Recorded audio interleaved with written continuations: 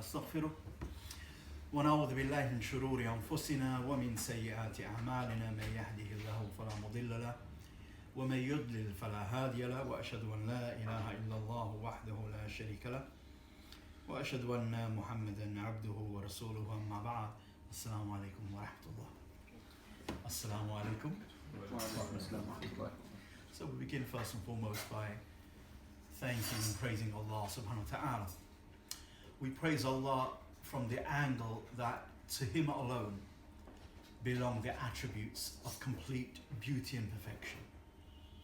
And we praise Allah subhanahu wa ta'ala likewise that from Him alone come all the blessings that one receives in their lives, whether as individuals or whether as a human collective.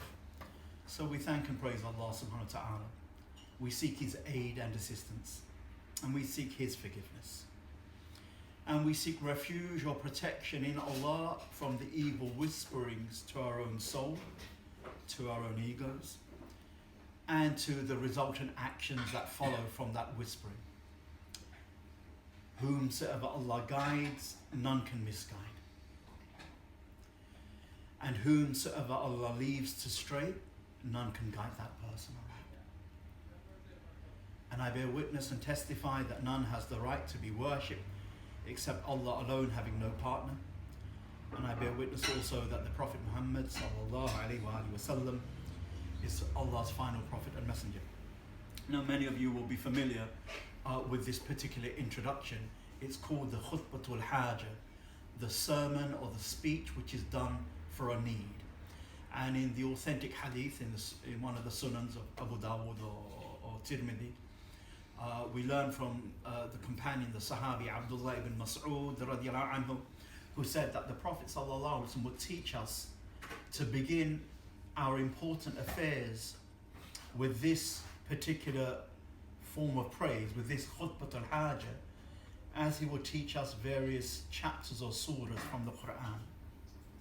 It's become the Muslim tradition that we begin our Jummah khutbahs, Jummah sermon, Friday sermons.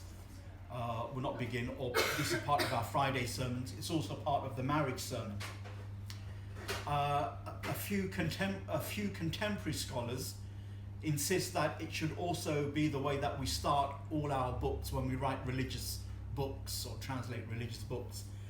But the classical scholars of the past, from the earliest time when they wrote, they hardly ever included this khutbah in their book.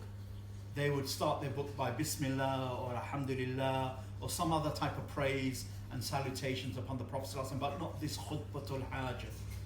And so even though the hadith says, and we would start our important affairs with it, we don't look at the wording of the hadith more than we look at the amal or the practice of, first and foremost, the Sahaba and then the scholars thereafter, to see how those words are best understood.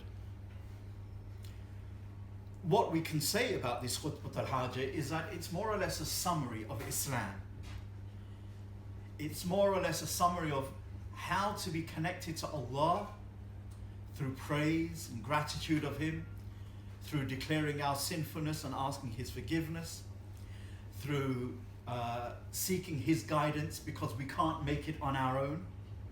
We need something beyond us to help us, and that beyond is Allah.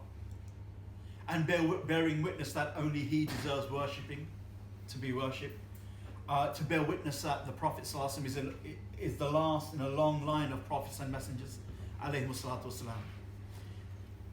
wasalam. To seek protection or refuge in God from the evil whispering to our own soul, our own nafs, which, as the Quran says, inna nafsa la ammaratin bisu, the soul constantly incites towards evil, the lower soul.